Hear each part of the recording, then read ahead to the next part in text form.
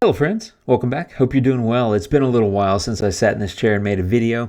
I took last week off because I had just gotten home from Madeira, and that was the Luminar adventure trip over there. If you follow me on Instagram, you would have seen some of the behind the scenes and kind of the goings on that I was sharing in Instagram stories. Now today I've got a photo from Madeira. I'm going to walk through that edit. It's a landscape from a beautiful sunrise we had on this incredible beach. Here's my folder of images. You can see this is called Ribeiro de Janela. I butchered that, I'm sure. But it's a beautiful beach, sea stack, that sort of thing. And we got this beautiful sunburst as the sun was rising just behind that rock. And I got this composition here, and I'm going to use these three as a bracket set. As you can see, I shoot a lot of brackets, and I'm kind of moving here, doing that, slight adjustments, making lots of different little changes. And until I find something I like, or I just take a lot of photos, to be honest about it. As far as the composition goes, I was actually there on the Luminar Adventure Tour, and there were two other instructors, Duarte Sol and Bruno Azera. Bruno is the one that actually, this is his composition. I literally comp stomped. I comp stomped it so much, I actually used his tripod. He's like, how do you like this view? I put my camera in his tripod, took some shots. So I like that view quite a bit. I love the composition. Anyway, bracket set, it's ISO 100, my 14 mil lens. It's a 14 mil f1.8. I was at f16. That's how you get that sunburst. As the sun kind of comes across the edge of something, you can get that nice sunburst effect. And as you can see with the changes in the light in the scene, that's why I shot brackets. I tend to shoot brackets quite a bit when I'm out shooting anyway, but I shot them here in particular because bright sky with the sun coming up, a dark foreground as you can see here, and that sort of thing. What I want to do is blend them into an HDR and then edit this photo. That's what we're doing today. Okay, so here's my blended HDR. It's balanced out the light quite a bit and that sort of thing. I've already cropped it. Well, I did crop it, but actually it was a straightening. That's one of the nice things about a 14 mil, having that such wide angle view. When you straighten it, you are going to lose some things on the edges, and I still have plenty left in the scene. So I straightened it, which effectively kind of cropped it, and I took out some spots. I also did a little bit here in develop, as you can see, smart contrast, a little bit of highlights reduction, a little bit of bump in shadows, kind of evening out the light. Didn't touch the colors, added a little bit of sharpening. So that's my difference between develop and non-develop, right? So before and after. Now remember, it's developed because it's no longer a raw file. I had 3 raw files, merge them together into an HDR, it becomes a TIFF file. And so that's why it's not a raw file. Normally I do start with develop raw, but you can't when you blend in HDR because it becomes a TIFF, right? So now that I've done that, I'm going to do, this is kind of my usual 1-2 punch where I just come in and I like to do super contrast as a second move after using develop or develop raw, depending on the image. But I just like to come in here and balance the light a little bit. And so I'm kind of doing that as I'm speaking to you. Highlights balance, I'll often find myself going slightly left with that. And the same with the midtones. And you'll see kind of what that's doing to the light. And then in this case, I'm actually going to go left with the shadows as well. You can kind of see the difference there. If you go right to the shadows or with the shadows, it's going to get quite a bit darker. But I'm actually brightening the shadows a little bit. So let me show you a super contrast before and after, right? Before and after. A little bit brighter. Also notice the colors start to pop a little bit, and that's because contrast impacts the look of those colors, which is why I always do light first. Light is my thing, if you will, for editing. I always do light first. I like to do detail second and then color last. And that's because all the changes in light are going to impact the look of the colors. So before and after, you can see the greens, especially on that rock, much more vibrant. And that was mossy stuff. It was slippery. I fell. I hurt my finger. It still hurts. Another guy fell, hurt his shoulder. It was dangerous, my friends, but it was so fun and so worth it. But I've got a photo now. A pretty good start, right? So before and after. A lot of things I want to do. And the first thing I'm going to do is go into Structure AI. So this is kind of that detail thing that I'm talking about.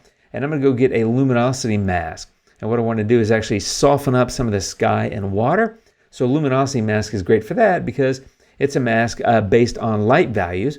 And so what I want to do is get the brighter parts of the photo, which is going to be the sky and the water. And what I'm going to do is just kind of create this mask, and I'm just kind of playing with it as we're talking. Let's say something about like that.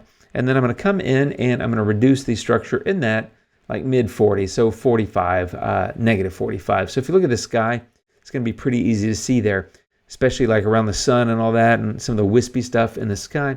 So the before and the after, a little bit smoother, a little bit calmer. And that is honestly just a personal preference. It's not something that you have to do.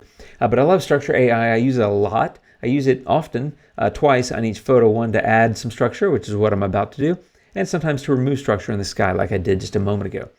In this case, adding the structure, I want the structure in this foreground. I want to bring up some of that crunch in the rocks. And I want to fade that into the distance because I want to fade that effect simply because I think the human eye, you're going to see detail and recognize detail, and it's going to be crisper looking if it's closer. And as it gets further away, you're going to see less of it. So I'm kind of fading that to kind of accentuate that effect.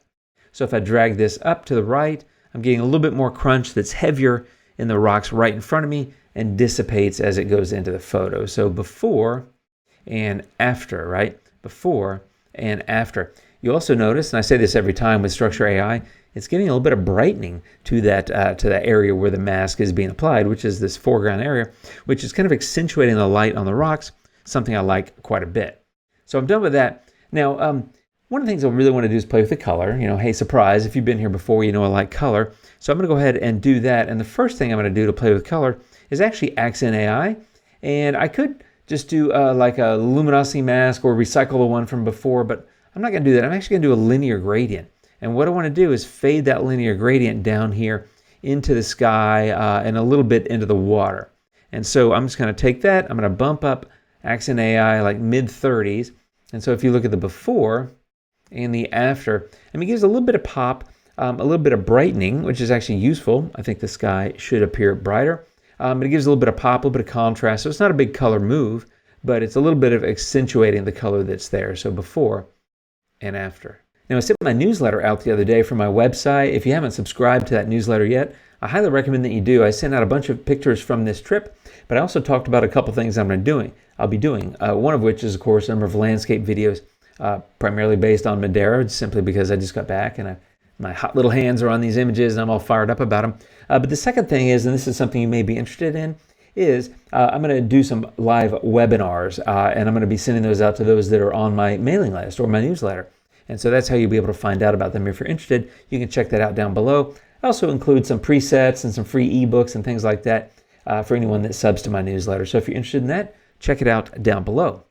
So now that I talked about color, I'm going to go into color harmony, one of my favorite tools. If you've been here before, you know this.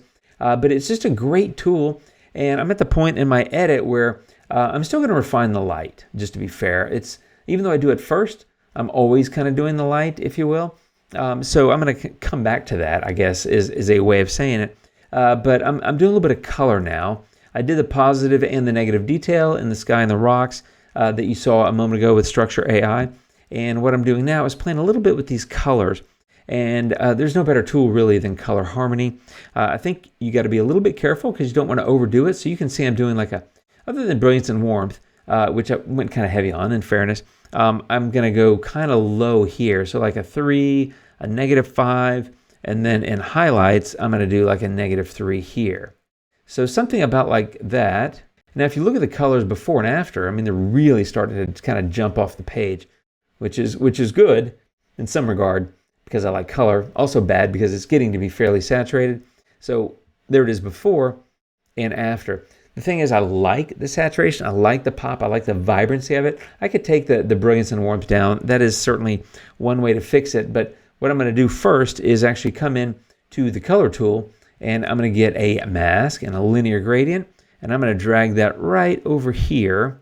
And that's because what I want to do is reduce the intensity of some of those greens. If you look at them, they're pretty saturated. And so I'm going to come and take the green saturation down. I'm going to do like a -30 here. So I don't want it to be over the top. I'm not trying to create an HDR from 2009. I love HDR, but the style, my taste for it, all that, very different than they were, 10, 12, however many years ago that was. I guess almost 15 at this point. So, but the other reason I did a linear gradient, because there's no other green in the image, and you might think, Jim, why did you bother using a mask? Well, the reason is I wanted to isolate just the foreground. The greens won't matter, but the yellow, which is what I'm about to do, will. And if you look at the saturation, if you drag the saturation to the right on the yellow, you'll see where it's brighter on the top of these rocks, it's getting really green. And so often when I'm reducing saturation or changing things with the greens, I also play with the yellows. And so I'm going to come in and I'm doing like a -6 or 8 or 10, something like that on the yellows, just to tame them a little bit. And what I did not want to do is impact the yellow up here in the sky. And so that's why I use that linear gradient to keep it in the foreground. So before and after, just a little bit less intense, a little bit less kind of over the top. Now what I want to do is actually play with Accent AI again. And so I went into this time and I use a luminosity mask, which I talked about this in a video a while back, but using a luminosity mask with Accent AI is like, it's fantastic. It's just a great way to get a nice little pop out of an image without really overdoing it, because you're controlling what tonal areas it's going to go into. So I think I'm going to do something about like that, which is kind of similar, if not almost identical to the luminosity mask I did before.